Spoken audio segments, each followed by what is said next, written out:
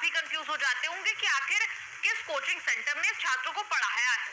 अब इन्हीं आरोपों के चलते 20 बड़े कोचिंग सेंटर्स पर सरकार ने शिकंजा कसा है। डॉक्टर विकास दिव्यकीर्ति की दृष्टि आईएएस समेत 20 बड़े आईएएस कोचिंग सेंटर्स हैं जिस पर सरकार ने बड़ा एक्शन लिया है। मिसलीडिंग यानी भ्रामक एड्स के कथित आरोपों के चलते आईएएस की तैयारी कराने वाले 20 कोचिंग सेंटर्स को नोटिस भेजा गया है और ये नोटिस भेजा है देश के top consumer watchdog central consumer protection authority ने। लेकिन क्यों इन बड़े बड़े कोचिंग सेंटर्स ने आखिर ऐसा क्या कर दिया कि सरकार इन पर इतनी सख्त हो गई? अब आरोप देखिए। अथॉरिटी की चीफ कमिश्नर निधि खरे के मुताबिक IAS coaching institute civil service aspirants को लुभाने के लिए मिसलीडिंग और एग्जैजरेटेड दावे करते हैं, क्लेम्स करते हैं, मतलब भ्रामक दावे, और जरूरत से ज्यादा बातों को बढ़ा चढ़ाकर दिखाते हैं। आरोप है कि कोचिंग इंस्टीट्यूट्स ने कंज्यूमर प्रोटेक्शन एक्ट 2019 के सेक्शन 228 के प्रोविजंस का उल्लंघन किया है। बताया गया कि एक कोचिंग इंस्टीट्यूट पर आरोप है कि उन्होंने यूपीएससी 2022 एग्जाम में 933 सिलेक्टेड स्टूडेंट्स में से 682 स्टूडेंट्स पर क्रेडिट क्लेम किया है।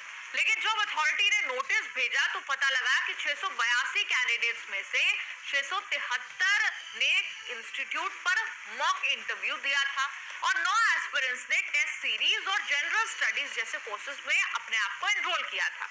अथॉरिटी ने आगे बताया कि इस कोचिंग इंस्टीट्यूट ने ये बात स्पष्ट नहीं की थी कि मैक्सिमम सफल उम्मीदवारों ने सिर्फ मॉक इंटरव्यू और टेस्ट का ही लाभ उठाया था। मतलब जांच में पता चला कि एक ही सफल अभ्यर्थी पर 5 संस्थानों ने अपने विज्ञापनों में दावा किया कि ये मेरा स्टूडेंट है।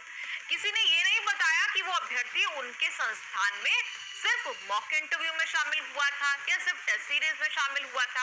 अब ऐसे संस्थान को बताना पड़ेगा कि उन्होंने सफल अभ्यर्थियों से कितने पैसे लेकर क्या क्या प्रशिक्षण दिया।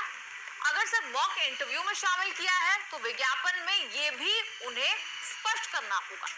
जागरण की एक रिपोर्ट के मुताबिक अथॉरिटी ने यह भी कहा कि कोचिंग संस्थानों के हवाई दावे की सच्चाई का अंदाजा इसी से लगाया जा सकता है कि साल 2022 में यूपीएससी के अंतिम परिणाम में कुल 933 अभ्यर्थियों को चयन हुआ, लेकिन सिर्फ 10 कोचिंग संस्थानों के विज्ञापनों में ही 3,500 से ज्यादा छात्रों को सफलता दिलाने का दावा किया गया, जो असल संख्या से लगभग 3.5 गुना से भी ज्यादा है। ये कैसे संभव है? ये आंकड़े देखकर आप भी यही सोचेंगे। अब ये आंकड़े देख लीजिए। 2022 की यूपीएससी परीक्षा में 933 अभ्यर्थियों का चयन किया गया। अब ये देखिए कि किस संस्थान ने कितने सिलेक्टेड कैंडिडेट्स पर अपना दावा किया। बाजीराव एंड रेड्डी 617 स्टूडेंट्स पर, Shankar IAS 336, Chahal academy 352, APTI plus 150, analog IAS 64, Byju's 266, next IAS 624, Drishti IAS 216, KSG Khan study 682, Shriram IAS 200, कुल मिलाकर 3,500। मतलब 933 सिलेक्ट हुए तो ये आंकड़ा 3,500 से ज्यादा यहाँ पर बनता दिखाई दे रहा है। इन आंकड़ों के सामने तो सारी मैथ्स जो है वो भी फेल दिखाई देती है। अब ये खेल कैसे होता, क्यों होता है? अथॉरिटी की चीफ के मुताबिक यूपीएससी परीक्षा में हर साल लगभग 10 लाख छात्र शामिल होते हैं।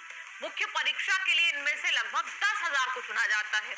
इसके बाद करीब 3,000 अभ्यर्थी इंटरव्यू के लिए चुने जाते हैं। कई संस्थान इन्हीं अभ्यर्थियों को मुफ्त में मॉक इंटरव्यू के लिए आमंत्रित करता है, इनवाइट करता है। क्योंकि इंटरव्यू में शामिल 1/3 अभ्यर्थियों का अंतिम तौर पर चयन हो जाता है, जिन्हें कोचिंग संस्थान अपना बताकर बड़े बड़े विज्ञापन जारी करते हैं। इससे अगली परीक्षा की तैयारी कर रहे छात्र अभ्यर्थी झांसे में आ जाते हैं। अब किन किन कोचिंग सेंटर्स पर सरकार ने शिकंजा कसा है वो देख लीजिए। अमर उजाला की एक रिपोर्ट के मुताबिक Bajirao and Reddy institute, Chahal academy, Khan study group IAS, APTI plus, analog IAS, Shankar IAS, Shriram IAS, Byju's IAS, Unacademy, next IAS, Drishti IAS, Iqra IAS, vision IAS, IAS Baba, Yojana IAS, Plutus IAS, ALSIS, Rao IAS study circle, इन सबको अथॉरिटी ने नोटिस भेजा है। अथॉरिटी की chief निधि खरे ने यह भी बताया कि 20 में से 4 कोचिंग इंस्टीट्यूट्स के खिलाफ पेनल्टी भी लगाई गई है और इन 4 में से 2 कोचिंग वालों ने पेनल्टी भर दी है, जबकि बाकी 2 ने कोर्ट का रुख किया है। उन्होंने ये भी कहा कि अगर कोचिंग इंस्टीट्यूट पूरी जानकारी देंगे, डिस्क्लोजर करेंगे, तो कंज्यूमर्स के साथ धोखे के कम मामले आएंगे।